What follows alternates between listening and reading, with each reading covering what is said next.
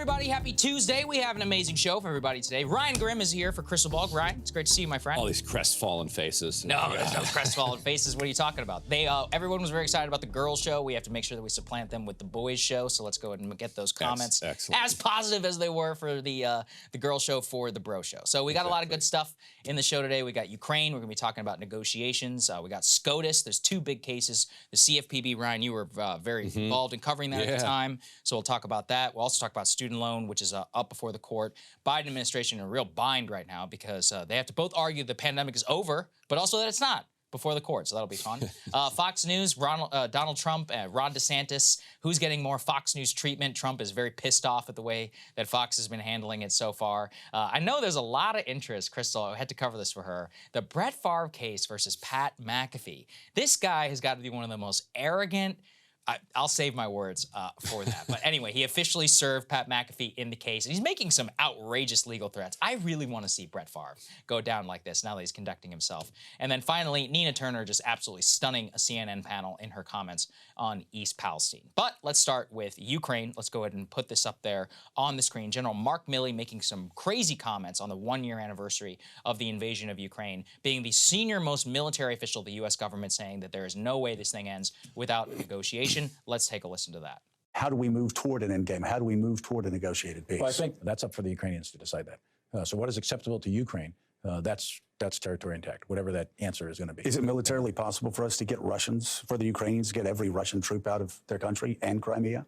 I don't think it's militarily possible for the Russians to achieve their initial strategic objectives, political objectives, by military means. I don't think that's possible anymore. On the flip side, the Ukrainians, I think for this year, it would be very, very difficult, not impossible, but very, very difficult for the Ukrainians to achieve their political objectives. And their stated political objective is for every single Russian to leave every single inch of Ukrainian territory. I think that's a very high bar. I think from a military standpoint only, that'd be extraordinarily difficult to achieve militarily this year.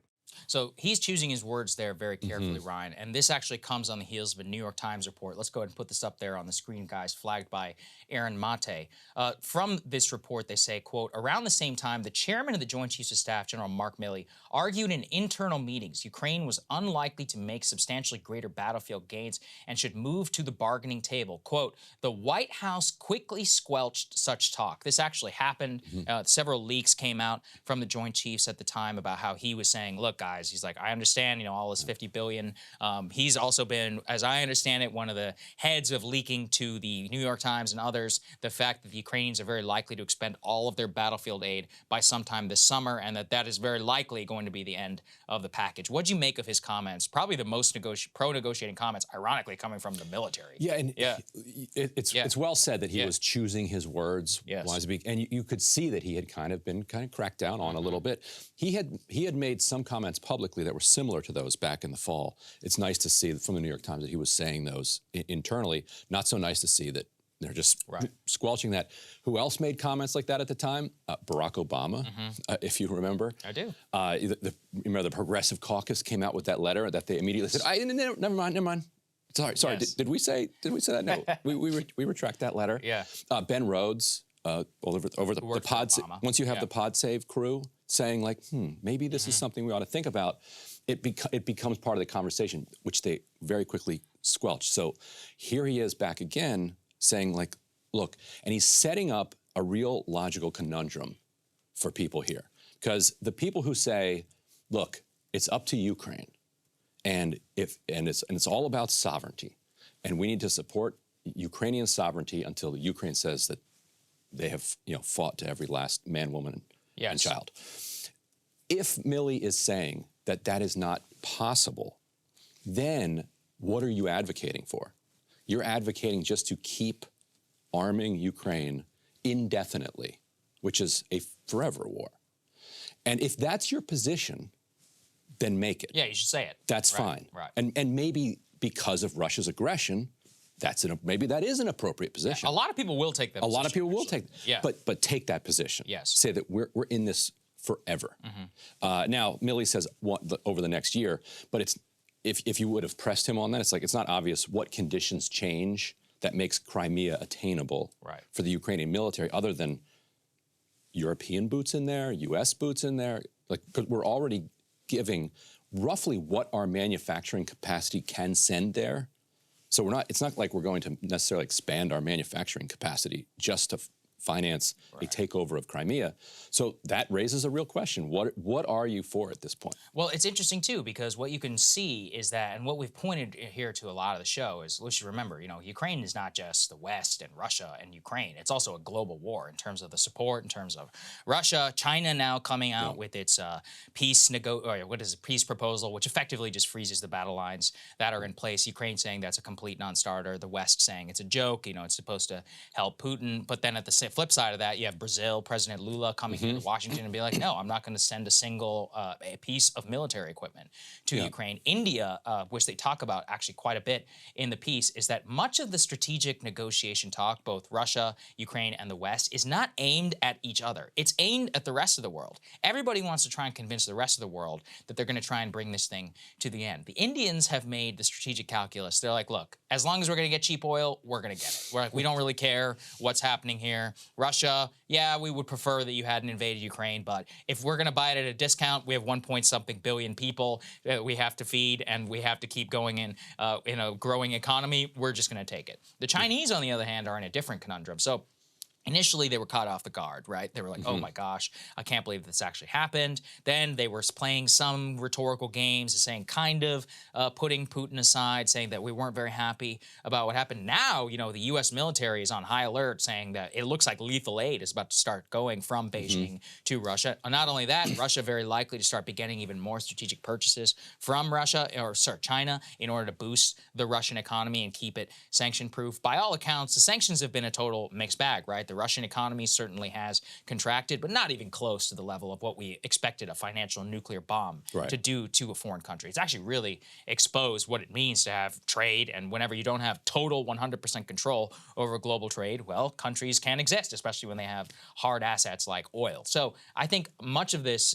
General Milley is looking at this, seeing the increase in military aid from China, seeing the continued situation where India is going to backstop, at least some certain extent, the Russian economy, and he's like, I don't see a way that the industrial output of Russia is going to end anytime soon. And like you said, I don't see a way that without 100% depleting our stockpiles and moving us to almost a total war manufacturing trajectory, that we could supply them with the sheer amount of ammunition that they need. I mean, I don't think people really understand what it means to eat up $50 billion in weapons in just 6 months by the U.S. military's estimates. Well, how else is this thing going to end? And there was a nice column in the New York Times by some guest author that made a parallel to the Korean War that I thought was apt, and something I had been thinking about previously, in the sense that in 1951, the war had kind of reached a stalemate, where they're going kind of back and forth. And the world allowed that war to continue for another couple years. Stalin had his own reasons. He said it was giving the Chinese like some training and fighting, and it was draining the West and making them look weak. It was hurting Truman back home, which it was actually hurting Truman back home. So I said, let's drag this out. And the U.S., once the U.S. is in a war, like they're in that war. Like you really have to drag them out of there. And so 2 years later, it ends basically on the exact same terms that it would have ended in 1951, but at the cost of tens of thousands of lives. And so unless you can envision some path where the world is going to look fundamentally different than it does today, then what are you sacrificing tens of thousands or hundreds of thousands of lives over the next several years for?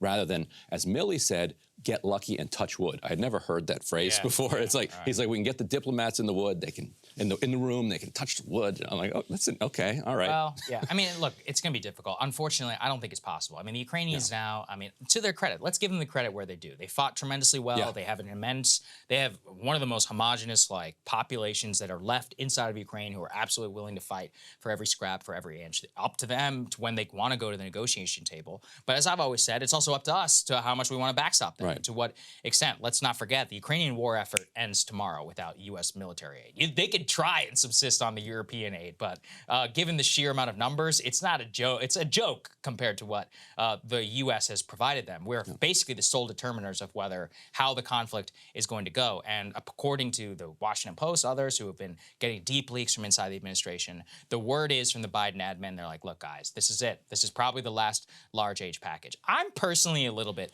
skeptical of this. this because I was thinking about Afghanistan and even about Vietnam. Afghanistan, everybody wanted to withdraw from Afghanistan. Then we did it, and it turned out to be politically unpopular because people have some crazy idea that withdrawing from a war is apparently very easy. Vietnam is a great example. Nixon was elected in 1968 on the pledge to try and withdraw from Vietnam. Actually, what he ends up doing is pursuing the peace with honor two-pronged strategy, actually ends up escalating the war to try to de-escalate the war. Here's the truth, people. That was very popular. You know, for all of the student protests over the bombing of Cambodia, most people did want, quote, peace with honor without Vietnam, even though a Saigon-type exit was probably inevitable from literally day one. 1965, whenever the first U.S. military advisors go over, or 1968, when the first hundreds of thousands of troops go over there. I'd say on the flip side, though, it happened in July of 21. Was it even remotely an issue in the 22 midterms? Not wrong. And I think there's something skeezy about even talking about war and lives lost in those political terms.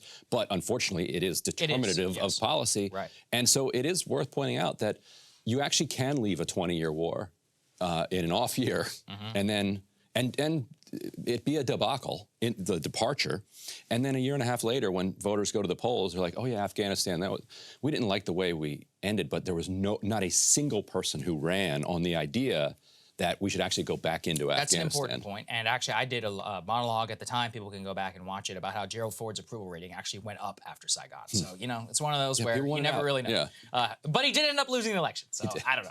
All right, let's go to the second part here. Janet Yellen, this Treasury Secretary, on the ground in Kyiv yesterday with a very important announcement, I think, for the future of U.S. aid. And if you think that the U.S. military aid to Ukraine may end anytime soon, this is probably going to be the future battle lines of where things are. Let's put this up there on the screen. Secretary Yellen was already abroad attending an international conference, made a secret trip over to Kyiv. She penned a New York Times op-ed here. It says, quote, Janet Yellen in Kyiv, economic aid to Ukraine is vital. But you know what I found more interesting, Ryan, is the actual headline on the New York Times website was Janet Yellen, Zelensky is right. We must provide economic aid to Ukraine. So they did a little bit of a change job here, just noting that for everyone. Essentially what Janet Yellen, the Secretary of the Treasury here, is talking about. It says, quote, since the start of the full-scale war, the United States provided close to $50 billion in economic security humanitarian assistance for Ukraine. Quote, we are proud to be Ukraine's largest bilateral donor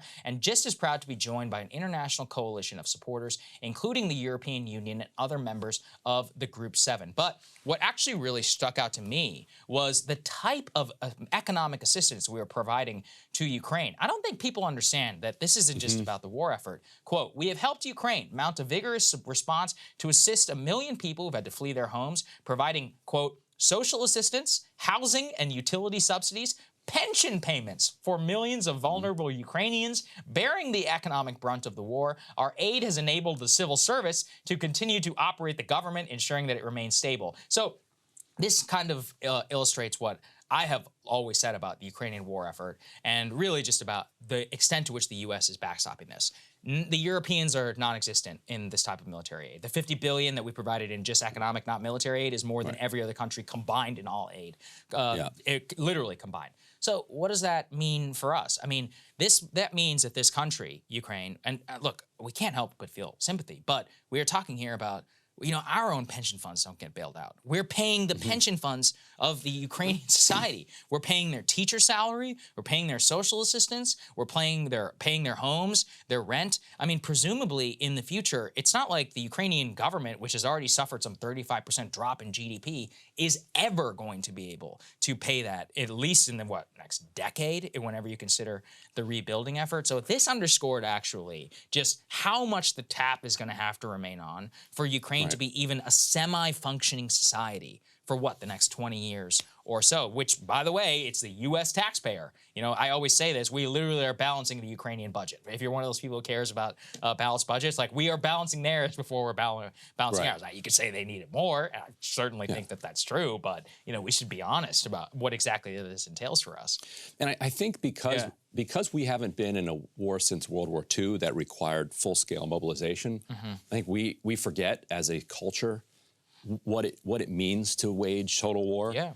And Janet Yellen is correct that if they withdrew those payments, their war effort would collapse. Yes, literally collapse. if you don't have the teachers, if you don't have the there's no home front. Yeah, it's done. If you don't have the home front, everything falls apart. Right. And so, if you're supporting the Ukrainian war effort, you have to support that. Now, setting all this aside, I actually have a contrarian view on this type of U.S. aid. And I'll lay it out for you. See if you see if you buy this. So, to me, start with the U.S. should not be the global empire that it is. But it is, so we're going to start from the assumption that it is a global empire. To me, the idea that a country like Ukraine is going to pay back the United States misunderstands the power imbalance. Like, the rest of the world is always and constantly paying us back. Yes. Like, we are the richest country in the world because of our power, because of our military, and as a result, we get cheap labor. In fact, for decades, we were getting cheap software developers in Ukraine. True. Specifically. Yeah. And so you're getting cheap raw materials, you're getting cheap food around the world, you're getting cheap energy supply. All of that is subsidizing the lifestyle of the American people. And so it's kind of off to say that this type of funding is actually draining U.S. coffers, because it's actually filling them up. Like, we're not doing this for Ukraine, and don't be fooled by that. Like, well, I think that's fair. That's a typical, like, kind of soft power, civil society aid argument. I think that's fine. I mean, my main question is, like, this is one of the most corrupt countries in all of Europe. Like, are we actually paying out pensions? And she talked a lot about all the safeguards they put in place. No, that's fake. But then if you get to the bottom of her piece, you're like, our safeguards are through the World Bank. Correct. Because very specifically in our law, Rand Paul pushed for more money for the IGs, pushed for let's attach some actual transparency to this spending, and Congress rejected that. And so Janet Yellen had to say, well, we're funneling the money through the World Bank, and the World Bank is checking it, so don't worry. Last time I checked, is famously unscrupulous institutions, never had a scandal. It's not like they've ever misappropriated U.S. funds. Oh, wait, hold on a second. And that's exactly my point, which is, look, if this was actually paying Ukrainian teachers and pensions, I mean, I'm still a little sketchy about that, but okay, I can understand. But, how much of it actually is? What did we just learn? The former defense secretary of Ukraine just gets fired for, quadruple charging for food. Right. Listen. What did I just read you? If they can't even pay their utilities, their pension bills, you think they're buying their own food? We're the ones who are buying the food, aka we're the ones who are paying overpriced, and somebody's making a profit somewhere. And that's actually where I look at the real crossroads for what this will look like. We need to accept that by being in this, and if this is going to be continued U.S. bipartisan policy, we're signing up for 10 billion checks in terms of civil society aid, probably every, 3-4 months? I mean, that seems to be what we seem to distribute, at least in economic aid. Well, all right, is it being spent properly? No. Actually, the U.S. Treasury Department says they have, quote, no indication that any of our funds have been misused. And then, as you said, you read a little bit deeper, and you're like, oh, well, they have no indication because they're not checking. Well, okay, I could say a lot of things. That I have no indication X is happening, but if I'm not looking for it, then what do I know about whether it actually is? And the second part here, let's put this up there on the screen. This also just goes to show you, for all the Republican talk about no more aid to Ukraine, they secretly passed an extra $10 billion aid package for the second year on Friday, hours after announcing $2 billion in additional military aid and a new round of sanctions against Russia. I don't even know what those sanctions possibly could be, but the point is that this extra, quote, $10 billion is being dispersed by the World Bank Public Expenditure for Administrative Capacity Endurance Program, aka PEACE. I can see what they did there, which they say is, quote, crucial to Ukraine and to provide healthcare, education, and emergency services to its citizens. So again, we are literally paying Ukrainian doctors' fees, medics, all of this.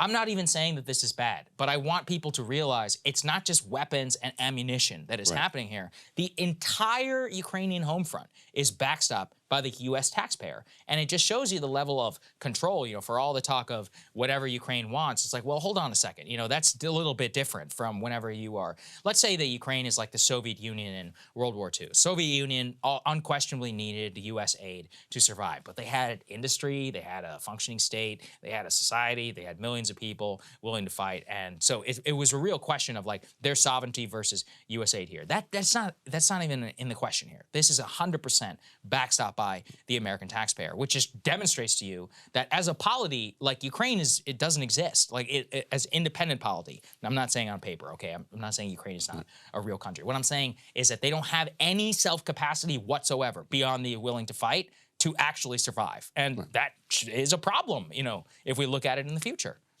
Right. And so it goes back to what we were talking about in the first segment there about how long you want this to go on, because Ukraine, I think, has a tighter and more powerful national identity today than it even did 1 year ago.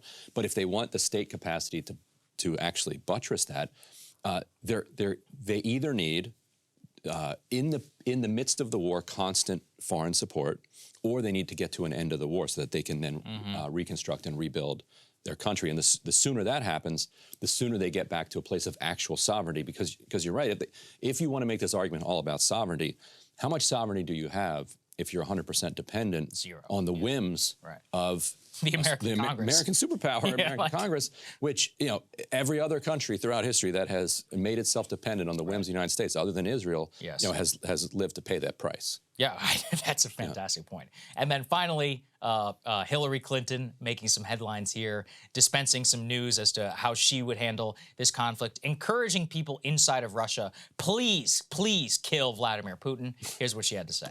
The people closest to Putin, those who have to deal with him, those who he's keeping at the end of 40-foot tables while he issues bizarre orders, they're the ones who need to act. They need to act for the good of Russia. They need to stop him. It is dangerous, and it's dangerous to the future of Russia. So my hope is that the people who are watching him, those who get close enough to see in person his behavior, which is so erratic, that they can try to prevent him from doing things that will not only be tragic for Ukraine, but tragic for Russia, too.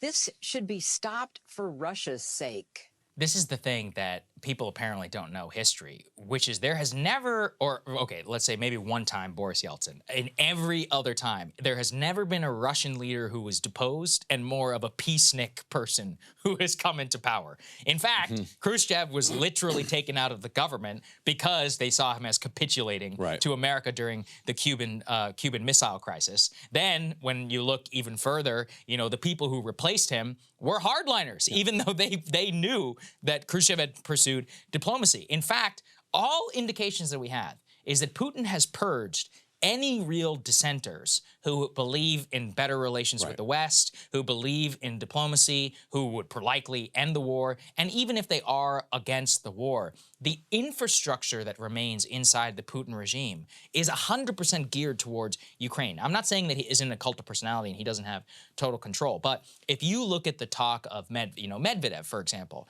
this person, the Russian president at the time, the fake president while Putin was prime minister or whatever, he was supposedly like, oh, he speaks English, like he's, he wears nice suits, like he's a guy who we can get along with, he speaks our language. He's the one who's talking about dropping tactical nuclear weapons on Ukraine. He's the one who's like, we are now in total war with the United States. You can't even survive in the Putin regime. By many indications, the only controlled opposition inside of Russia are the people who want more war, not anybody less. All the people who want less are either in jail or they left Russia. It's over. And so when we consider, like, A, the practicality of what she's saying, but B, if you do not think that Putin and his people are not playing that stuff on loop over and over again, the former U.S. Secretary of State, one of the most identifiable politicians in the entire world, Hillary Clinton, you're crazy. By some reporting, Ryan, Putin watches on loop that video of Gaddafi getting a rod shoved off his ass and getting killed in Benghazi. And he watches it as a reminder. He's like, this is what they will do to you. Now, I'm not saying that isn't crazy, because it definitely is. But, I mean, when you got to get inside the mind of a person like that whenever you're going to talk this way. And you know where else that's relevant? Have you seen that Hillary Clinton hot mic clip where she's talking about Gaddafi? Oh, of course, this is famous. You guys can Google this one up. She says something like, we came, we saw, we killed, and just this cackle, this sadistic giggle where you're like, okay, Gaddafi's terrible, but that was funny. Yeah, it's not funny, watch that, you're like, that's funny. It's a horrific video. And Putin also, set aside the truth of the matter, Putin also blames Hillary Clinton for interfering in his election in, what was it, 2014? Yes, that's right, 2014. And absolutely the U.S. was funding NGOs that were supportive of, Putin's opposition. in fact, I'm sure the U.S. was doing more in the public record to support Putin's opposition than Putin was doing to support Trump. But that is a grudge that he has held to this day. Oh, for a so long time. So he knows, and then he tried to take her out in 2016, and I think the hack. People talk about the Facebook ads. The hack of Destiny, like that's the move. Lucifer and all forget that. the Facebook ads. Yeah. So you've got her laughing about Gaddafi. You've got him watching Gaddafi on loop. Now you've got her on, not in a phone call or on a secure link, the way that secretaries of state used to try to overthrow other governments, but on cable television saying, go take this guy out. It also goes to the problem that we have of getting to touch wood, as Milley said, which is that we have convinced ourselves that Putin is a complete lunatic and psychopath, and therefore you can't negotiate with a lunatic and a psychopath. Right. Therefore, all you can do is war. And that type of rhetoric doesn't get you any closer to a place where you can then sit down. Because then how do you tell the American people, oh, actually, we've made a deal? You can be a lunatic and a psychopath, and you can still, you can be irrational in many. I mean, invading Ukraine was very irrational. It definitely did not work out for him the way that he wanted to be. Doesn't mean you still can't negotiate. I actually think I've talked with some of the people who met with Kim Jong-un and with the North Koreans. The North Koreans are crazy. They're also very intelligent. And what they would say is the negotiators are like, you guys got to give up your nukes. They're like, yeah, how'd that work out for Gaddafi? He gave up his nukes. They just say it over and over again. And then they're like, well, we're never going to do anything to you. They're like, that's what Saddam Hussein thought. You guys gave him weapons, you gave him signed a deal with him, and then he was killed. He's like, we're never giving these up. You know why? Because it's the only guarantee that you won't do what you've done in the last 25 years. You tell me. Doesn't sound that crazy to me. It is crazy whenever you like using our artillery to chop up your uncle or feed him to dogs. Yeah, I agree. But from a pure calculus perspective, you got to try and get yourself in the minds of these people. I wish dictators didn't exist. I wish that he wasn't the president, but he is the president of Russia. So you have to take that as a reality and manage that with your strategic balance of what you want to do and what you don't want to do. And this is probably the least possible, most helpful thing. And unfortunately, it's a bipartisan problem. We had Lindsey Graham saying the exact same thing early days of the war, which we'll remember. And of course, you think that wasn't played on loop inside of Russia? This helps absolutely nobody. So anyway, Hillary doing her best. I just say thank God that lady was never president of the United States. All right, let's move on to SCOTUS here. So Ryan, I'm really curious what you think of this. The Supreme Court is officially hearing the student loan debt relief case. Let's go ahead and put this up there on the screen. It says a decent summary of what the arguments for and against are. So if we will return to what the actual plan was, $10,000 in federal student loan debt is getting canceled for those making less than $125,000 or households with less than $250,000 in income. Pell Grant recipients who receive more financial need would get an additional $10,000 in debt forgiven. College students would qualify if their loans were disbursed before July 1st of 2022. That made some 43 million people eligible for the plan. The White House has said already that 26 million have applied for the relief and 16 million had already had relief approved. Congressional Budget Office said it would cost about $400 billion over 30 years. However, the problem is that the current case before the court involves a student named Myra Brown, ineligible for debt relief because her loans are commercially held, and an additional student, his name is Alexander Taylor, who is eligible for just $10,000, not the full $20,000 because he didn't receive a Pell Grant.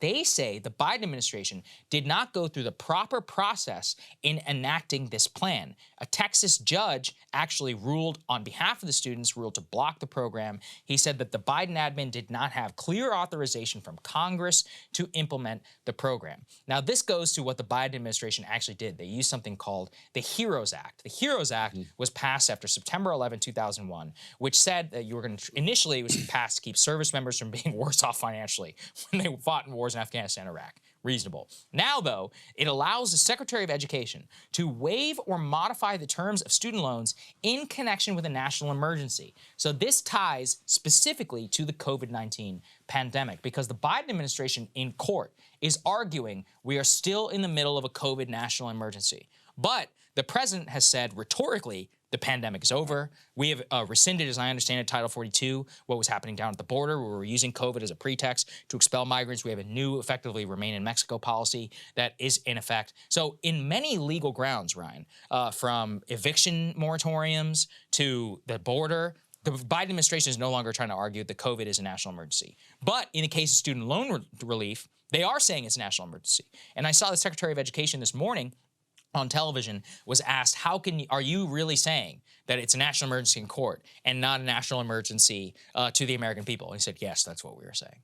I said, well, that's going to be interesting before the court. They also have an add-on argument, which I think is fair, right? Which says that the student loan crisis was badly exacerbated by the pandemic. So even if you stipulate that legally and actually the pandemic is over, let's just stipulate for the argument's sake, the crisis still happened because of that, and the law allows us to respond to a crisis that happened during that time.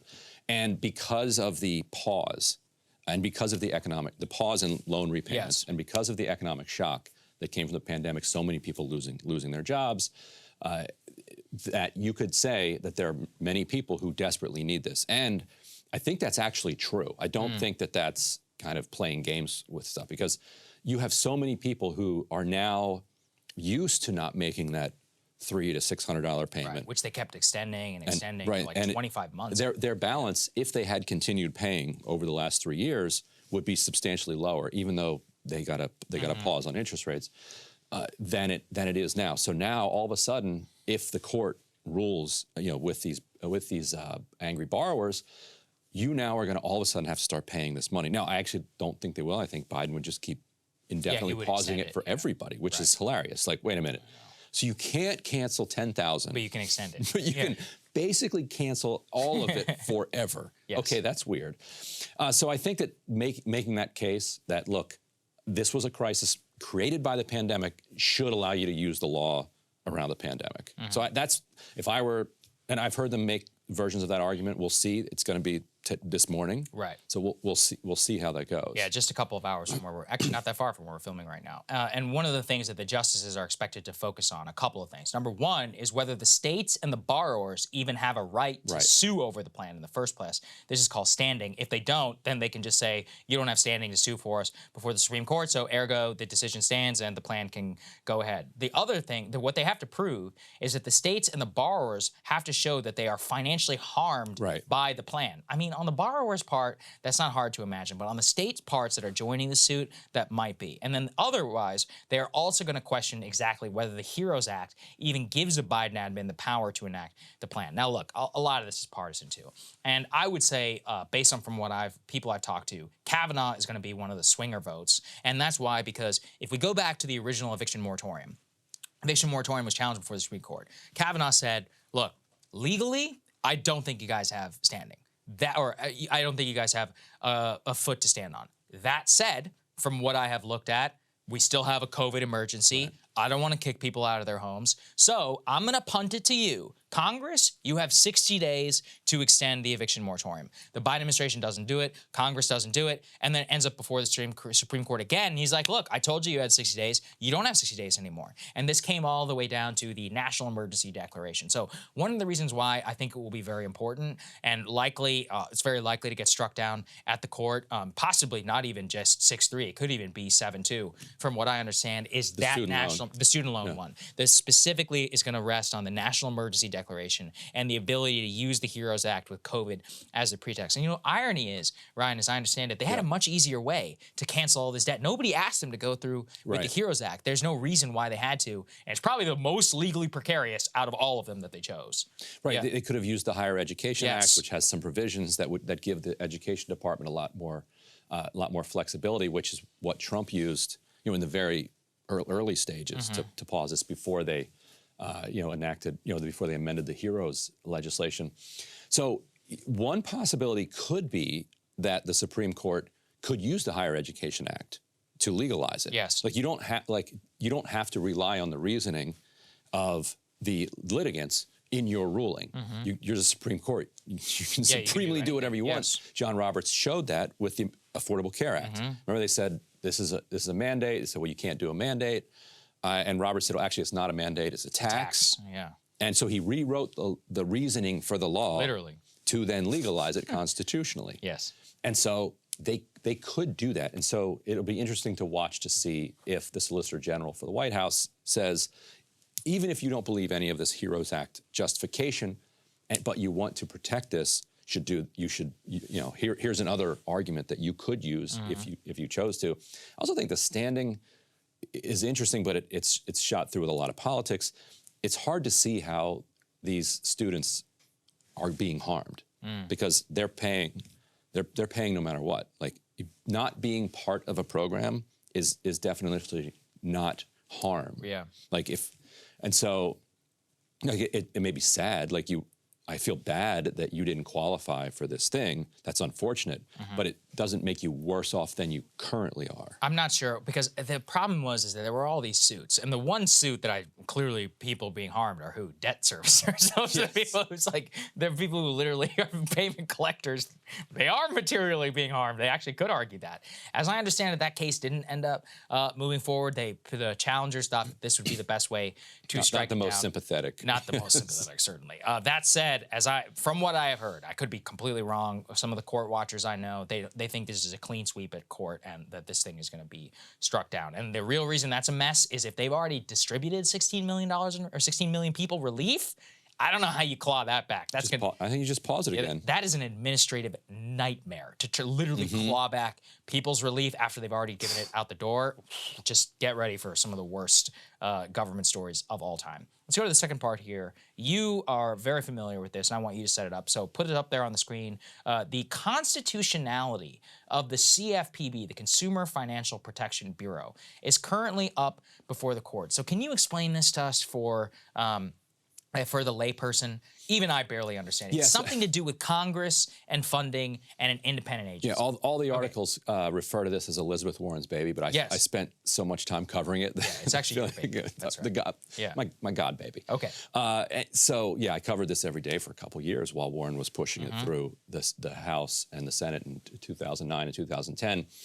And the huge fights were over how it would be constructed. And there were two key questions. One, which has been litigated and they have successfully won, was would it be a commission where you get 2 Republicans, 3 Democrats, 3 Democrats? Right, like the FEC, the FCC. Yeah. Or would it be a single director? The progressives fought for a single director because they said if you have a single director, it's going to be much tougher. The banks wanted a commission that they could then capture. Yep. Like they've done with all the other ones. They litigated that. They lost. So now the other major fight was the funding stream. Republicans wanted it funded in an annual appropriations way. Yeah, like a normal, like the Department of Defense, something like that. Right. So that way, if the Republicans control, or if a bank-friendly Democrat controls the financial, the banking committee over the Senate, they can write to the CFPB and say, we're not giving you funding until you change this rule. Right. Or until you do this thing. Yep. And that is part of the process of corporate capture of our regulatory institutions. And so they came up with this, they call it unique. I don't know if it's exactly unique, but it kind of is. This structure where the money is sent to the Federal Reserve for the Federal Reserve's operating expenses. And then the Federal Reserve can then funds the CFPB with no more than 12% of the Federal Reserve's operating budget. And their earnings or something. I don't really And now the argument for why it's constitutional is that the Congress appropriates the money for the Federal Reserve's operating budget. It appropriates the money for Social Security, for Medicare, that doesn't do it in an annual way, and that the Fed could not produce from thin air this type of funding. But as long as it's authorized by statute, by Congress, and if Congress doesn't like it, they can change it.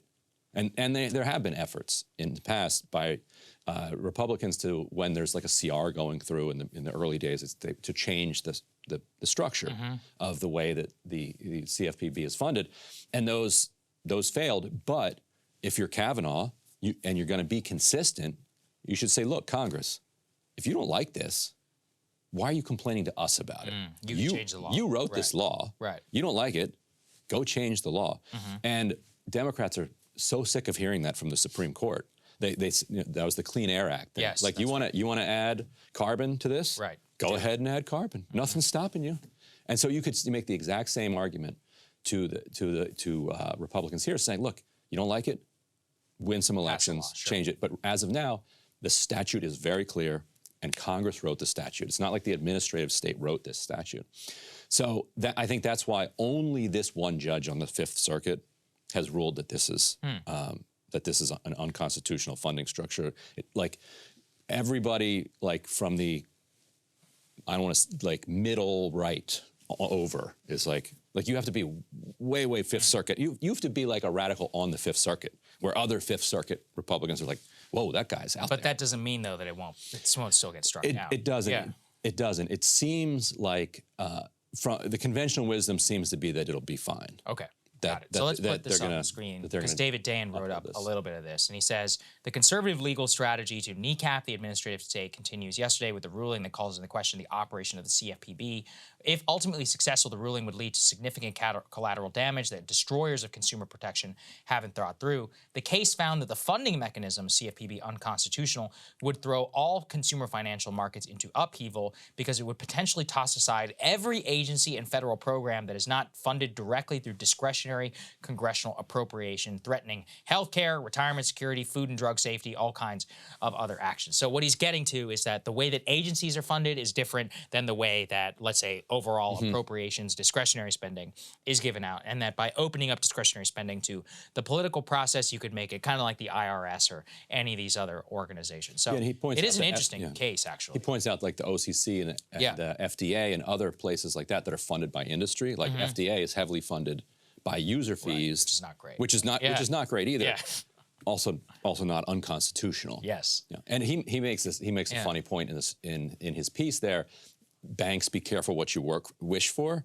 The administrative state that exists now is a place to not just to support the American people and consumers, but also businesses. Oh, of course. There's a bunch of like safe harbor protections that exist within the regulations that say to a bank, if you follow these laws, or any type of lender, if you follow these laws, then you have safe harbor from lawsuits around these types of things.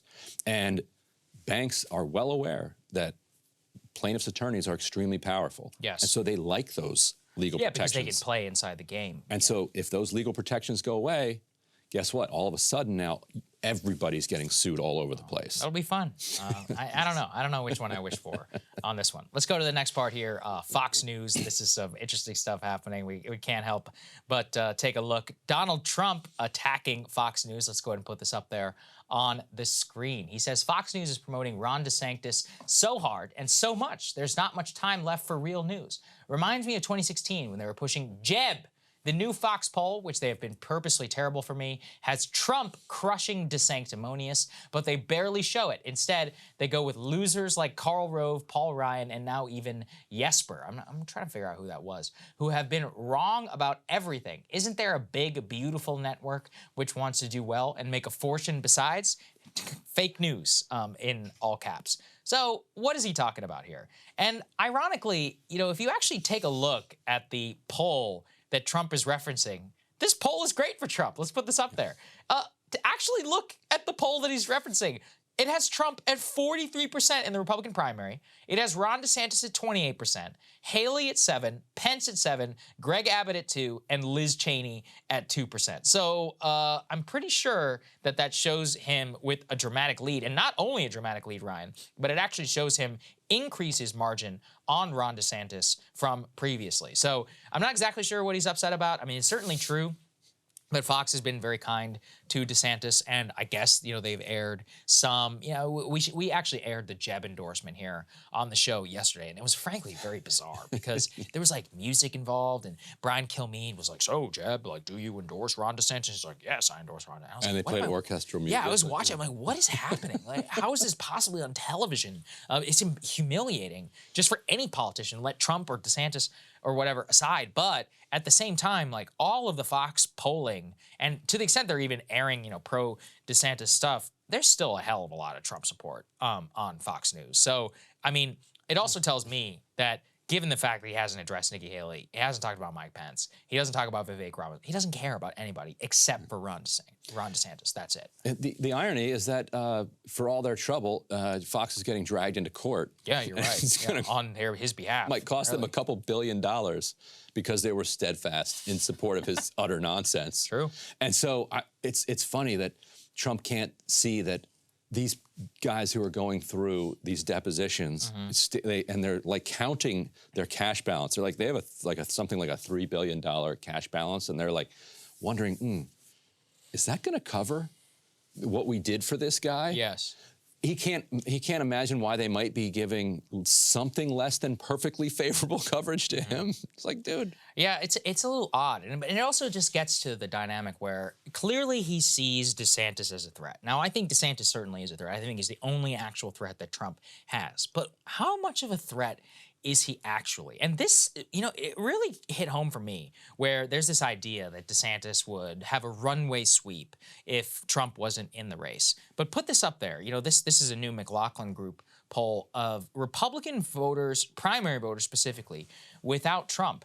And it really still only has DeSantis at 35%. It says DeSantis 35, Trump Jr. at 10, Pence 7, Haley 6, Candace Owens at 4, Ted Cruz 3, Romney 3, Pompeo 2, Tim Scott at 2, Abbott at 1, Rick Scott at 1, Kirsten Noem, etc. I can go on forever. But why does that matter? Because, 35%, now, okay, Trump actually did win the GOP primary in 2016 with that. But one of the arguments against him was, well, he's not a unifier. The majority of the people are still not against him. I found it fascinating that he was still only up to 35%. I'm not saying they wouldn't win a primary then, but he's not as much of the unifying figure without Trump as people are letting on. Does that make sense? Yeah, because tell me if you think this is right, but I think that the hardcore Trump supporters who used to love Ron DeSantis when he was Trump's sidekick, now that he's a rival, hate the guy. I wouldn't say they hate him. I think they appreciate him, but they're skeptical. They're like, hey, what are you doing? Are you trying to upstage the man? And that's the other, the big divide where DeSantis, a lot of the people who love Ron DeSantis are new Republican voters. So we're talking about Cubans, a lot of Latinos, specifically Latino men in Florida, but a lot of hardcore traditional Republican people, small business Republicans who are going to vote Republican every single time on the ticket. They love Ron. He's a traditional, the Mitt Romney voter loves Ron DeSantis. DeSantis' political genius is he's willing to bring in people who are new to the Republican Party and hold down the traditional coalition. The Trump people really don't fit into any of that. Trump certainly did get some of these newer voters, but still less than, I think, than DeSantis. Trump's genius was traditional Republicans, small business Republicans willing to hold their nose and vote for him. And then all these people that you never voted before ever in modern American history. DeSantis, I'm not sure yet that he's been able to compete on that. And a lot of those people now vote in the GOP primary and they vote for Trump. That's what I think the difference is. Right. I think he has a hard time with those folks because he's not funny. It's all of the Trump culture war stuff, but without kind of entertainment. Trump's joking about I think you're right. And a lot of people, I think wrongly, but a lot of people I think sensed kind of less hate coming from Trump because they didn't think he actually believed it. They thought he's just saying it just to go after people and be funny. DeSantis just kind of comes off as mean sometimes. Maybe, yeah. I don't know. I mean, he's still very successful. I would say, what I'd say is he doesn't have the same charisma close as Donald Trump. I think that's a problem. Also, I didn't know this, but Trump is not wrong. He is quite short. I didn't know he was only 5'7", which, that's a problem. Look, I'm not saying that it should matter, but it does matter. We haven't had a president, we haven't had a president in the modern era below 6'1" in 50 years or something? More, maybe more, actually, when I go back and think about it. If you ever met Trump, I guess I've had the privilege of seeing the last couple presidents. I believe W is the shortest one I've seen. He's like 5'11". Yeah, he's like 5'11". Yeah. Clinton is huge. I mean, he's got big hands. Obama also was taller than people. And Trump, I met Trump many times, and Trump is a big, big man. Gerald Ford was like quarterback.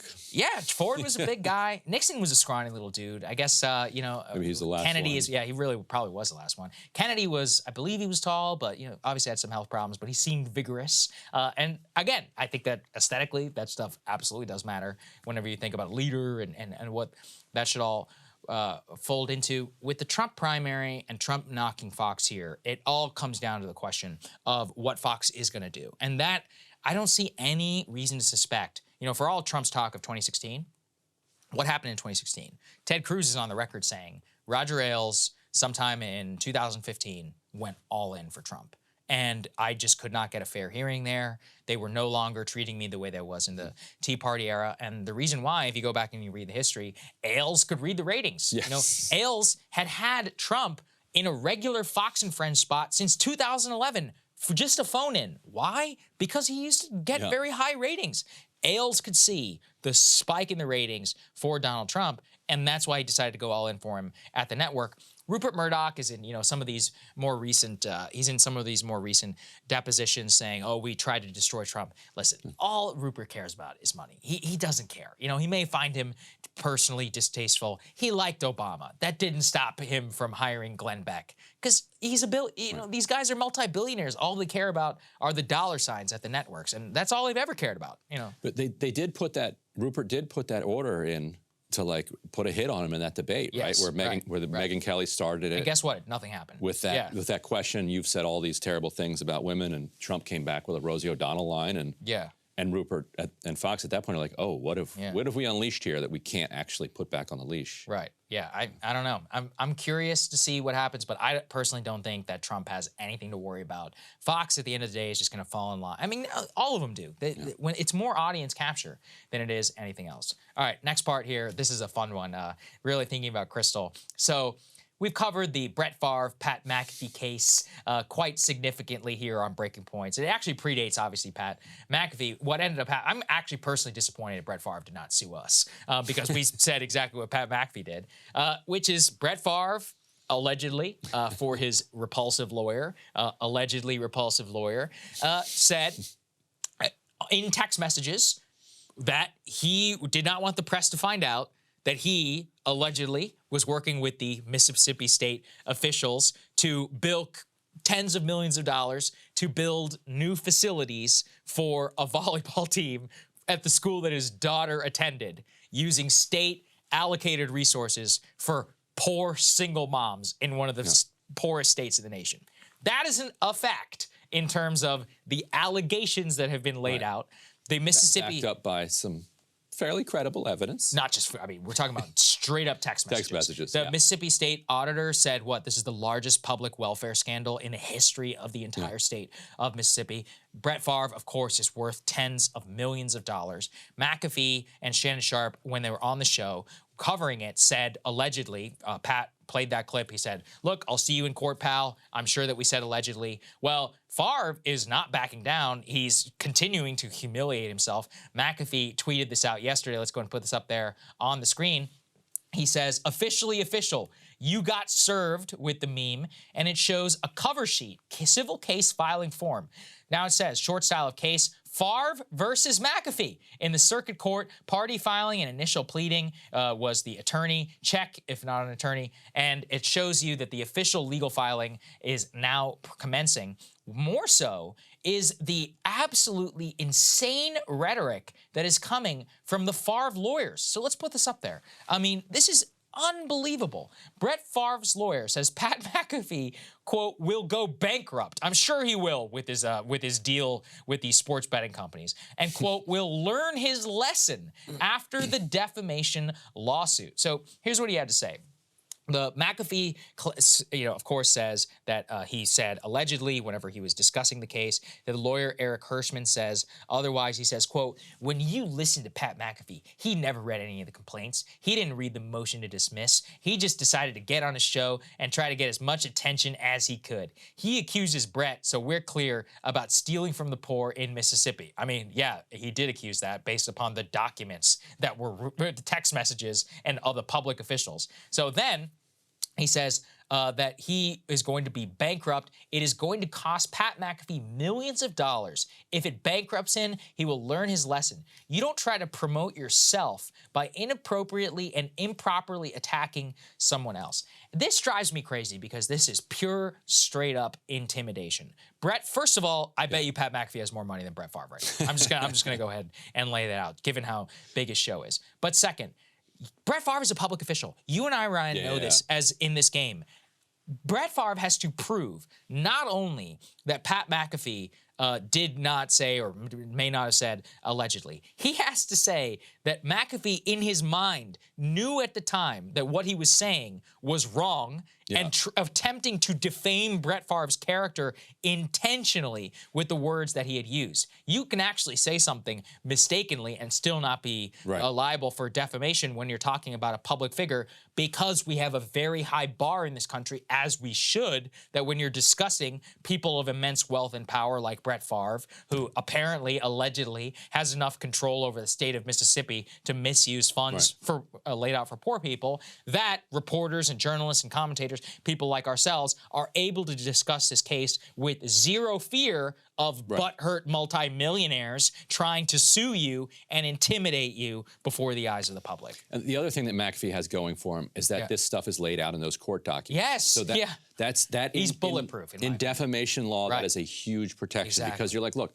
I'm not saying it. Yeah, he said it. Yes, the state attorney general said it. The state attorney general said it, and I'm referring to that. Right. And the second, actually the seventh big problem that Favre is going to have is he has to also prove, even if he could prove all of those other things that we just laid out, which I don't think he can prove any of them, he would also have to prove that he was harmed specifically by McAfee's claims.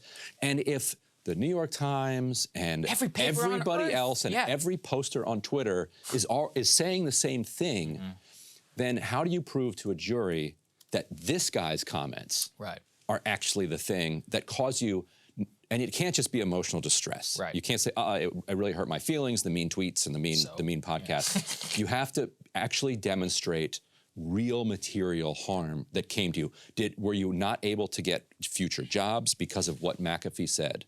Did you lose access? What happened to you because of what McAfee said? And McAfee can very easily go back and say, it was the Attorney General's documents that have caused you all of this harm. And underneath that, it was your alleged behavior that caused you all that harm. Just to get to this is that he's also suing the auditor. I mean, good luck with that. Yeah, you're going to sue the auditor, the guy who uncovered this entire scheme. The funny thing is, he's not even facing criminal charges. And allegedly, if some law enforcement person were to look into that, I don't know, it seems like a pretty standard case to me, and one where you may want to make an example of multimillionaires allegedly bilking the system. And that's the real issue that I have with this entire thing, is that you have people in power. I face this. I'm sure you have too. I'm going to sue you. I'm going to sue you. It's like, oh yeah, I just got one this weekend. Good. Yeah. And what why that we are able to report and talk in confidence? I know the law is on my side, and I also know what I don't know if Brett Favre knows is. By the way, if Pat McAfee rides this thing all the way through, which he has said that he will, he's going to force Favre to pay his legal fees. The most likely scenario is that Favre has to drop the case and recoup all of his legal fees. So personally, that is the outcome that I am wishing for. I think because go in front of a jury and explain the entire scheme that was laid out in these court documents, you have to defend that. Then you forget it. Like, what are you doing? Yeah, and the funny thing is he's accusing McAfee and the auditor of shamelessly falsely attacking Favre's good name to gain attention for himself, including appearances on television shows like CNN and HBO, as well as interviews for print and online media. So the allegation here is that Pat McAfee, one of the most famous sports podcasters and presenters in the United States, who is also on WWE, needs to talk about Brett Favre for publicity. Is that the allegation? By the way, I actually went back and checked, and this is the funny part. The original clip of McAfee talking about this had like a couple 100,000 views. After he sued him, which is good, but for Mac, he's a megastar, right? He's massive.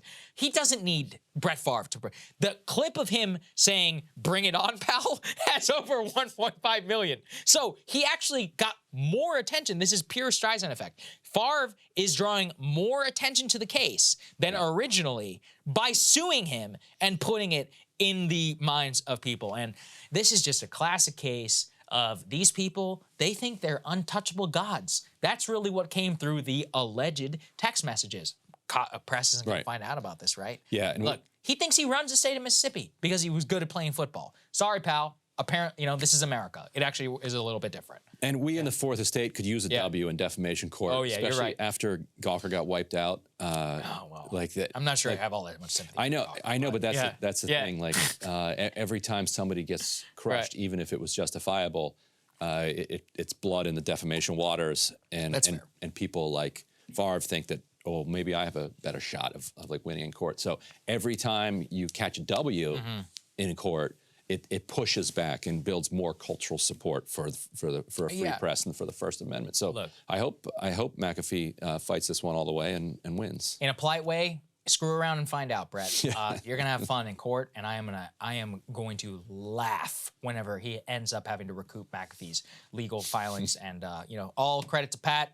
Congratulations to you, sir. I admire your standstill in this, or the way that you've carried yourself in all of this, because I know it's scary. For people like us who cover politics, we're used to it. People threaten us all the time. Oh, I'm going to sue you. I'm like, no, you're not. And even if you do, good luck. All right, I got good lawyers just like you do, and we'll fight this thing all the way through. But people who work in sports and elsewhere, they're not used to this level of public pressure. So I think people should really give him credit for standing tall in this. He's absolutely right. He didn't do a damn thing wrong, and we are really going to enjoy carrying this all the way to the forward, and we'll continue covering it here and giving Pat all the support that he needs. Not that he necessarily needs us, but I'd like to give him the support regardless. Let's go to the next part here. Nina Turner absolutely stunning people on CNN in a crazy turn of events where she speaks against the Joy Behars of the world and others who are blaming the residents of East Palestine, Ohio, for voting for Trump, and just talking with disgust at the way that they've been treated in the media, drawing connections between the white working poor, Black working poor, and all really poor people in America who are neglected by infrastructure, by our broader society and left behind. She spoke so eloquently. Let's take a listen to that. The state administration is not doing enough. I'm not pleased with Governor Mike DeWine, who actually drunk some of the water, giving people confidence that that water is okay, when in fact that EPA didn't do the deepest dive that they can do to deal with the carcinogens that are there, the air, the water. For the neoliberals who say that the residents of that area deserve what they are getting because they voted for President Donald J. Trump, it is abhorrent. This is about poverty. This is about poor, working class, white people who are enduring some of the same things that poor, working class Black people endure, whether it's Flint, Cleveland, or Jackson, Mississippi. And so I want to lay it out. The cultist behavior in politics right now, it is a sin and a shame that when people are suffering to this magnitude, you got people who will fix their mouths, to quote my grandmother, to say that they are getting what they deserve. What they deserve is clean air, clean food, clean water. They deserve relief, both in the short term and also in the long term. Extraordinarily well said. And Crystal found this. You can't even make this shit up, Ryan. Put this up there on the screen. So during a panel where they were talking about the railroad and East Palestine, they have a commentator who lobbied for Norfolk Southern, and they did not tell its audience at any point during this discussion that lobbyist David Urban, and you know this guy, he's one of the, what is he, supposedly the pro-Trump guy or whatever. Of course, a CNN political commentator who's supposedly pro-Trump apparently is taking money from Norfolk Southern Railroad. All right, well, what do they say here? He and his firm collected at least $1.14 million for lobbying on, quote, transportation issues related to railways. Now, what issues, Ryan, exactly were they lobbying the government on? The ones that led to this exact derailment, which has now poisoned these people in East Palestine. Right, and her fundamental point is so well said, that your dignity as a human being should not depend on how you vote for. Right. But her other point is also even better said, which is that this is about power. And even if you want to say that, oh, they voted the wrong way, and if they'd have voted a different way, then they wouldn't have gotten what they deserve, the David Urban example is perfect because that's CNN. Yes, you're right. So if you are with the network that is more associated with Democrats, then you don't deserve, according to that logic, to be drinking, chemical-stained water. Yet, you're supportive of a corporate news network aligned with the Democratic Party that employs a rail lobbyist that without disclosing it, who worked with both administrations, Trump and Obama, to roll back safety regulations. So who are you supposed to support to get clean water? If you can't support the Democratic Party, if you can't support the Republican Party, then it sounds like the idea would be, well, just because you participate somehow in our society that you deserve then to suffer the consequences of doing that. In the paywall section of Crystal's monologue, I made this point yesterday. I'm like, okay, let's say that you think that's true. I'm like, you think that by saying you dirty people who voted for Trump, you got what you deserve, you think they're going to change their mind? So, like, first of all, like, it's not politically effective. All right, let's start with that. Number two, it's obviously, you know, morally abhorrent, but politically it's also very dumb. Here's my favorite part about what Urban said on TV when discussing the crisis. Quote, there's plenty of blame to go around on these kinds of things happen. But what's important is we do move forward, right? To take care of people in these towns and communities. He then went on to criticize the Biden administration for allegedly sloughing off the crisis. So plenty of blame to go around. Let's not point fingers. You participated. And look, this gets to the problem of these guests as well. You think that guy doesn't tell all of his clients that he's a regular commentator on CNN? Yeah. This is the dream scenario for a company. You get a guy who's a regular CNN commentator. You pay him, and then your time in the sun comes. Your time in the barrel. And what does he do? He's catching bullets for you. He's pushing it away.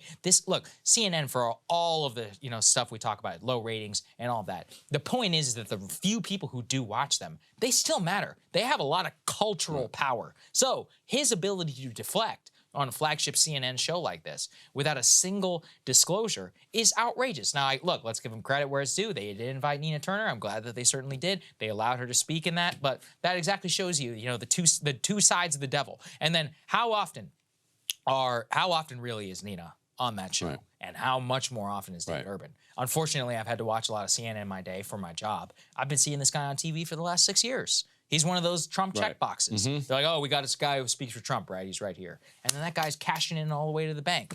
I just love the framing of, let's not worry so much about what happened. Yes. Let's just look forward. Remember Obama has had that line about torture. Let's look forward, not backward. That's right. Like, well, it's like Nikki Haley. How does that work out? How does that work out if you don't try to figure out what just happened? Yet you're going to make sure in the future it doesn't happen. Yeah, that's unreal. The rail lobbyist saying let's not point fingers is just so perfect. It really is just nuts. Like the firm, $1.4 million in lobbying fees. He was literally president of the lobbying firm, which was receiving the money at the time. And even right now, he's the head of, quote, BGR Group, a lobbying firm that represents... known as the Death Star. There you go. Countless conflicts of interest for his on-air work. In his most recent lobbying quarter, they have continued to lobby on transportation issues. And it says, quote, our clients in the aviation, automotive, rail, shipping, and mass transit industries rely on BGR to educate public leaders about how vital these industries are to domestic and international commerce. So BGR, one big con job. Yeah. BGR, they made their name by being willing to take like all the different dictators and politically toxic clients that even other lobbying firms were like, ooh, that's a pretty sweet retainer, but it's going to hurt us with our other clients. It's going to hurt us with our access. We're not going to do it. And BGR was like, we'll take you. We got you. There you go. You're absolutely right. And CNN's like, cool. Sounds good. You good for 320? We're talking the rail disaster. Yeah, let's do it. Anything we should know? Yeah. No, okay. Not at all. Yeah. We're good. Yes. All right. So what's your point? Something I've been thinking a lot about lately is how bad Pete Buttigieg is at his job. And while we've covered the specific ins and outs of failures on East Palestine, on the airline crisis, on railroad, and so much more, an important point that I've really come around to is this isn't just about Buttigieg specifically. It's about the system which elevated him, how much it represents our dystopian future. Buttigieg, along with several other Biden appointees, are a view into our affirmative action determined future. One where the identity of the individual is the only metric of which is considered for elevation, and one where job performance is not only secondary, but which barely figures in the place of high importance. I was really struck by this last week at the White House press briefing, where White House Press Secretary Karine Jean-Pierre got multiple questions about Secretary Buttigieg and the president's lack of response to East Palestine. In the middle, she had to throw in this. Let's take a listen. I want to take the opportunity to lay out how diverse the president's cabinet has been, how diverse the president's administration has been. The cabinet is majority people of color for the first time in history. The cabinet is majority female for the first time in history. A majority of White House senior staff identify as female. 40% of White House senior staff identify as part of the racially diverse communities. And a record 7 assistants to the president are openly LGBTQ+. So again, this is something that the president prides himself on, that he actually has taken action to to show the diversity of this administration. That, more than anything, is the ruling ideology of the Biden administration. They are considered people for their most senior appointments. How about answer this question? How many of them went to East Palestine before the day of that briefing? Answer, 0. That's the only answer that should matter. But what we've learned now through the last 2 years is one that matters probably the least, and it's a problem that has been at the heart of the Buttigieg incompetence story. The Secretary of Transportation is gay. Did you know that? How could you not? When the airlines were melting down and they were busting railway unions, warning about the disaster to come on Norfolk Southern, where was Buttigieg? He was on CNN pushing for the gay marriage bill. All of us know he cares more about that than actually doing his job. And apparently, that's all the president expects of him, after doing him a favor and appointing him to the position. This problem pervades all of government right now. Even the person at the altar, Karine Jean-Pierre, she is so terrible at her job that when it matters, matters of national security have to be discussed, they force Pentagon Press Secretary John Kirby to come over from the Pentagon and deliver the talking points because they don't want her to screw up anything important when it comes to Ukraine. He had never had to do that when Jen Psaki was the press secretary. I will also tell you this from my years as a White House correspondent. The only time the press secretary ever relinquishes the White House podium is to a senior government policy official who is supposed to answer detailed questions about policy. Never to a more junior press secretary. The White House press secretary is supposed to be the premier U.S. government spokesperson. But they can't fire her, even though anyone with eyes knows she's terrible. Because all Biden and apparently the media talk about is how she's the first black gay woman to be the press secretary. That's great, but performance apparently doesn't matter. Or take our own vice president, Kamala Harris. Literally all of us know that she was not picked because of her ability to do the job. She was the worst performing candidate in the 2020 Democratic primary, often losing to people like Andrew Yang in her own home state polls. She was picked because she checked diversity box. Apparently, doesn't matter that she holds one of the lowest approval ratings for a vice president in modern American history, despite having 0 responsibility. Why am I harping on this? Because affirmative action is quickly becoming the religion of the elite in this country. We are only likely to have more Secretary Buttigieg's, Vice President Harris's, and Press Secretary Jean-Pierre's as the years go on. In his first months in office, Biden signed an executive order on, quote, diversity, equity, and inclusion, accessibility in the federal workforce. The order, quote, establishes it is the policy of the administration to cultivate a workforce that draws from the full diversity of the nation. So how does it do that? Well, it creates an affirmative action regime that we have at major corporations and creates them in every department of government, including effective hiring quotas throughout the entire federal government.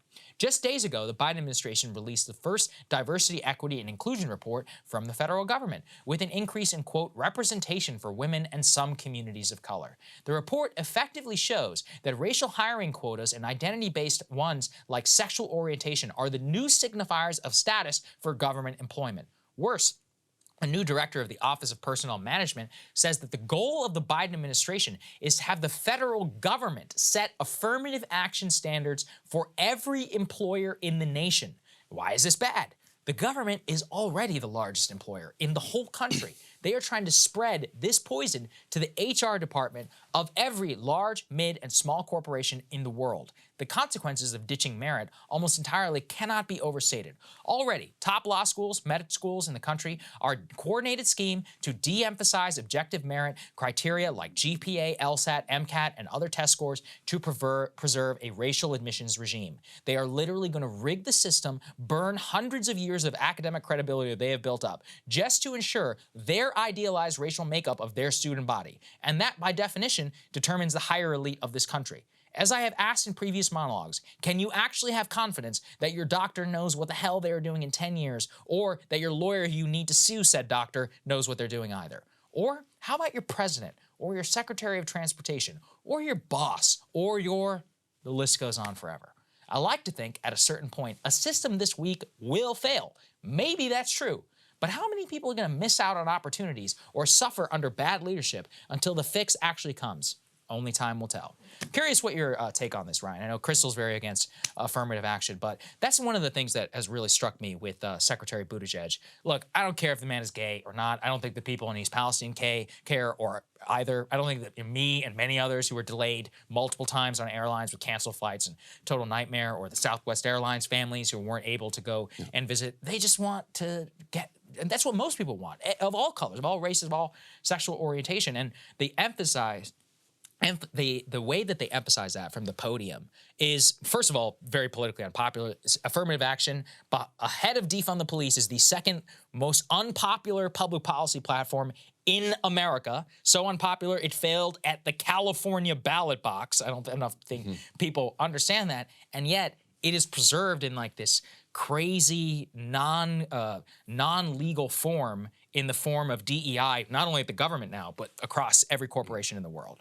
So I do think that, all things being equal, that diversity is a real and good, genuine American value, and diversity is better than not diversity. And I also don't even disagree with you. I also do think, because of the legacy of racism in this country, that it is appropriate for us as a society to take some affirmative steps to try to redress that. What I think the problem that the kind of elite is running into, if they consider it a problem, is that they're not actually employing the ideas behind intersectionality. Like, they talk a lot about this concept of intersectionality, but they talk about it in their diagnosis, but not in their application of the policy. So basically what intersectionality means is that you have to understand the way that different forms of oppression intersect. So it's not just racism.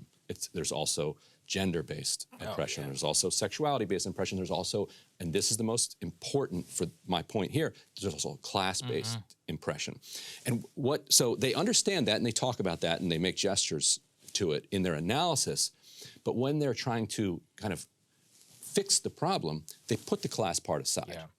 And they just try to fix a few things, because thinking about class would require them to reorient their system in a more social democratic way, which then is running up against the interests of the elite. NASDAQ. You can't go public on the NASDAQ now unless you have a woman or a person of color on your board. And it's like, okay, that's great. Are you going to change the way you conduct business? No. Oh, well, all right, so what's happening here? Are you going to change the way that you treat your person of color workforce? No, you're actually not. You know, I've talked about this ad nauseum, but for people who haven't seen it, Matt Brunegg, the People's Policy Project, has a breakdown of the white and black and Asian, all color wealth gap. The racial wealth gap that we talk about, right? That is largely between the top 10% of white people and the top 10% of black people. If you look at the median black and white worker, they earn roughly the same income. So if you solve, let's say, class-based wage problems for the median worker in the United States, you will have a benefit to everybody, to the median worker, Latino, black, and white. It's just that they like to focus on, they're like, I don't know, there's not enough persons of color, like billionaires. I'm like, well, there's only 400 billionaires. Like, why should we be focusing on that? You should be focused on median workforce. And my real worry is, you know, with the legal profession and medical profession, look, obviously this came to my mind because there's a lot of people in the Indian community who are very upset by this, but I frankly think they should be. The Harvard case basically demonstrates that by pulling out of the rankings, your test scores, your ability to study, GPA, that doesn't matter anymore. It's all essays, objective criteria. When it's all non-objective criteria. When it's not objective, that means that it's just whatever they want. And you have to prove that they are discriminating against Asians. The only way that you can do that right now is because of the test scores. But when you take that away, you can't prove anything. That's why they pull out of the rankings, though, because by de-emphasizing the ranking, de-emphasizing GPA, it would nuke them in the rankings. So they're trying to portray it as some sort of great thing. I mean, honestly, it scares the hell out of me. Like LSAT, there's no LSAT scores. 5 years from now, you won't need to take an LSAT to get into law school. What kind of madness is that? Yeah. It's the only my mom actually talks about this. One of the ways that you are able to evaluate foreign graduate students versus American grad students is GRE. It's the only thing that you can compare because GPA is not the same, education system is not the same. The test score is the one thing that you can possibly rely on. They're trying to take that away. Yeah. The only way I got into college was I had terrible grades in high school, terrible. Went to a really bad high school. I had great SAT scores, and I was able to get, I wouldn't be here. Because it's one of those, and that's an important point, which is that test score, and this actually happens all the time. People who come from very bad education systems, like city of Chicago, et cetera, this happens constantly. Their GPA will be low, or their merit criteria based on what the teachers and recommendations is going to be low. The essays, et cetera, they may not have the best reading comprehension, more because of the school, not because of their own native intelligence, but then they get a sky-high score on math, and people will say, oh, well, this is very interesting. We need to admit this person, and then they end up having a tremendous opportunity. I'm not saying that it's fair. I'm not saying the system isn't broken, and people can go back and watch a million monologues on this. But like watching the way that all of this is getting preserved in the government. I mean, when you have the federal government say that we want to become the DEI standard of the nation, I'm like, this is madness. Because this is the corporate madness that you're going to export to the entire country. And anyway, eventually we will come and pay the bill for this, but it probably won't be me, but somebody few generations down the line saying, I told you so. Anyway, Ryan, you're taking a look at something. What is it? Yeah, so over the weekend, I was reading a book that's coming out in May called Plunder, if we can put that up in it.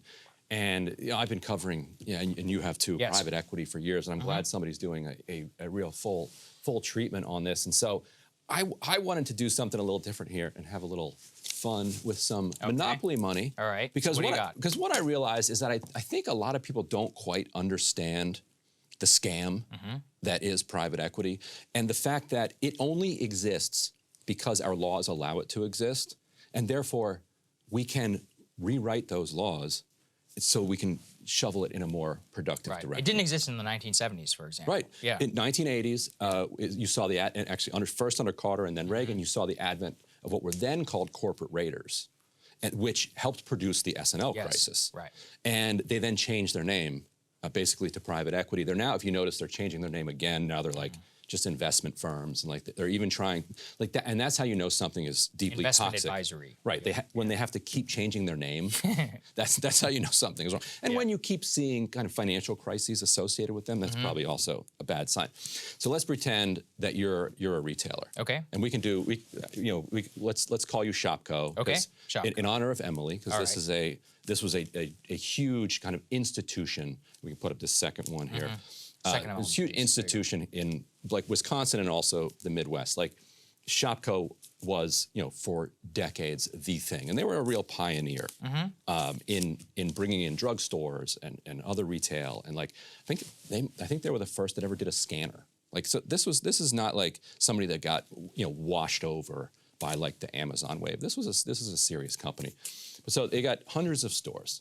So a private equity company comes in and they say, look, they ended up buying it for $1 billion, but they put up, let's say, about 20 of their own dollars. Then they go out and they go to pension funds. They get another $200 billion there. Okay. So how do they buy it for $1 billion? They go to you. They're like, we want you to take out a loan. So you're going to take out basically an $800 million So I take out the loan as Shopko. Right. So you're taking out that loan. So now they're using all of these. They're using your business as collateral, but that's not your money. Yes. So you have to give that to the owners of Shopko. But you, in order to kind of bribe you, I get to keep 100. you're the old you're the old executives. Because why would executives sign off on this terrible deal? Because they get to walk away with that money. I get the payout. All right. So this money's gone. All right. Now I want a little bit of dividend. Okay. For all the hard work that I did. Right. But you don't have any money, and you're highly leveraged. Yes. Tell you what, we're going to make you a $200 million loan. That is also on top of your assets here. Yes. Right. So we're going to leverage you a little bit higher. Okay. But hand that back to me. Okay. Now this is over to you in the form of a dividend. This is the form of a dividend. You loan it to me, and now I'm paying it. Because these are profits. Yes. We ran a business. Yeah. Congratulations to us. We made a profit. So we started with 20. We're already. Now you have 200 in the bank. Yeah, we're already looking good, and we'll give maybe 100 of this to the pension funds. Right, so they get 100. So the private equity firm itself has already made. So they just made a profit. They've already made a profit. Okay. But now I have all this debt. Yes, and so that's a problem. So how are you going to pay off this debt? There are two ways. We can make more money, or we can fire people and reduce expenses. There's actually a third way that private equity has figured out, which is you actually own, because you're a smart business, you actually own all of these stores. Oh, real estate. Okay. You own the real estate under there. So what we'd like you to do, and actually we're just going to force you to do it, is we'd like you to sell all of those properties, and then they call it a lease back. Then you're going to lease it back. And so they ended up selling, this one's ripped, they ended up selling all of their store, like the property underneath it, for $800 million. That's a lot of money. Right? Yeah. Hey, because you own a lot of property. Can I have that back? Now please? you have it back. Yeah, Right. yeah, appreciate that. Okay. Thank you very much. Yes. Now you have rent. Before, in hard times, because you owned your property, never had rent. You didn't have rent, and you could actually borrow. Yeah, you could borrow against the equity to cover the hard times. Right. In the good times, you're paying down. So now you don't have that. Now you also have your most of your operating income is now going to pay for the loans. Yes. You have to pay the interest. Yeah, that we've slapped on top of you. Also, I forgot to mention because we helped with these transactions, this loan that you took out, we're taking a fee for that. Right, of course. And they actually on Shopko it was $1 million a quarter. Just for the management fee. So we'll take this, but then we also took a few points for every little transaction we did. Of course. Also, we'd like you to merge with some of these other shopping retailers. Seems reasonable. That we have. Right. And so we're going to do that merger. And so we're going to take a fee for that. So they do the roll up and they take the fee off. Yeah, we're going to take some more fees for that.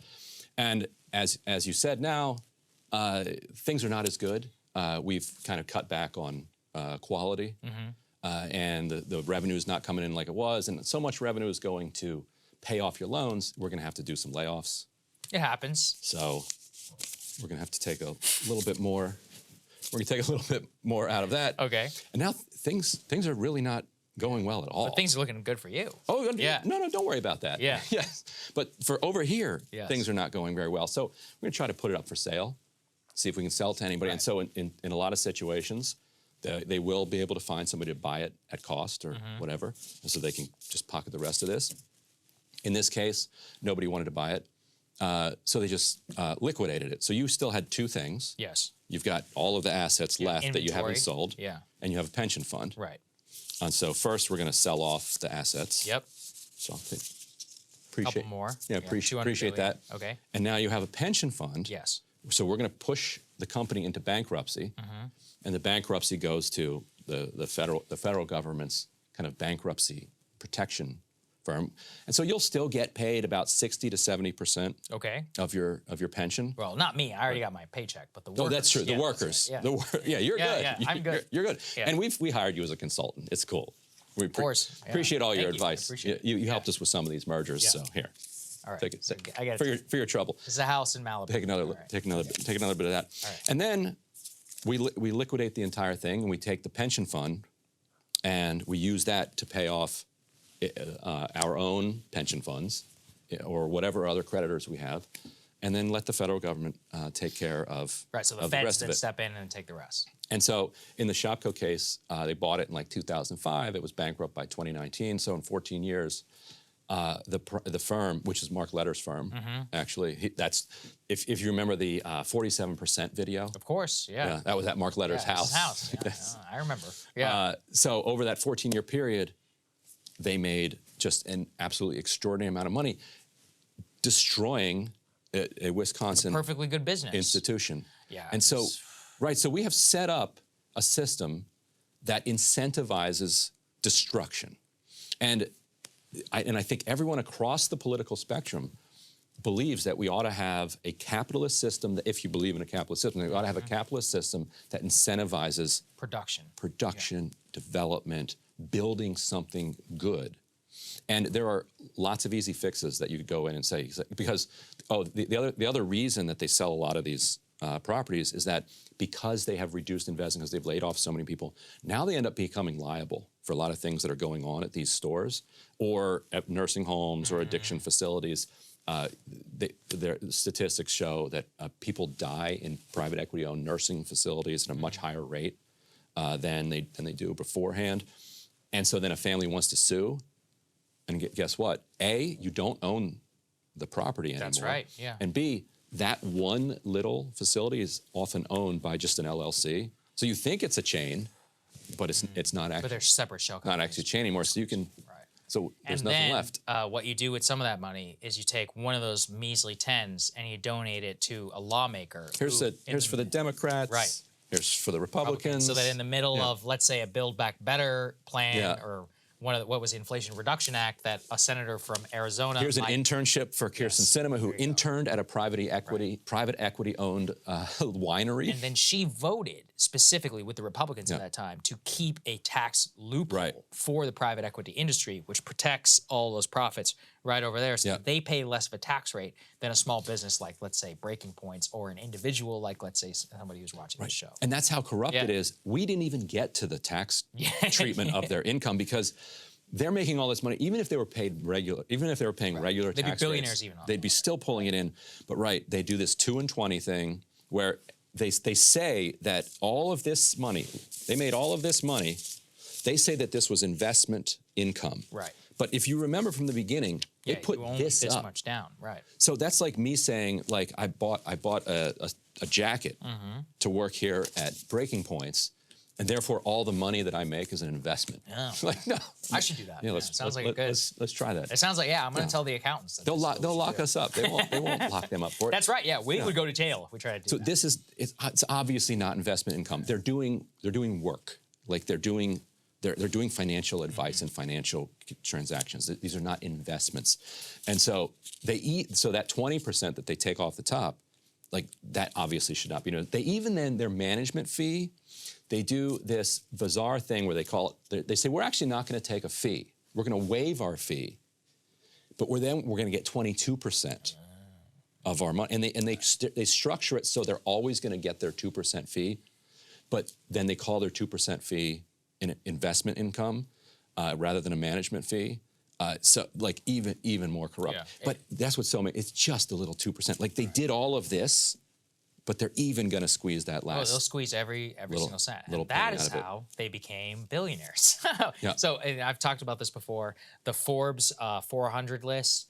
The new billionaires, the easiest way to become a new billionaire in the United States today is not to create a Tesla, is not to create an Amazon. It's not to create a business that, let's say you're making masks in the United States. It's to do exactly what you're talking about here. The vast majority of the new billionaires in the United States are financial billionaires. They are not people who have created value or really created a company industry at all. So it's, if anything, it distorts it to look at the Elons and the Bezoses. It's like, I wish everybody got rich that way. They don't.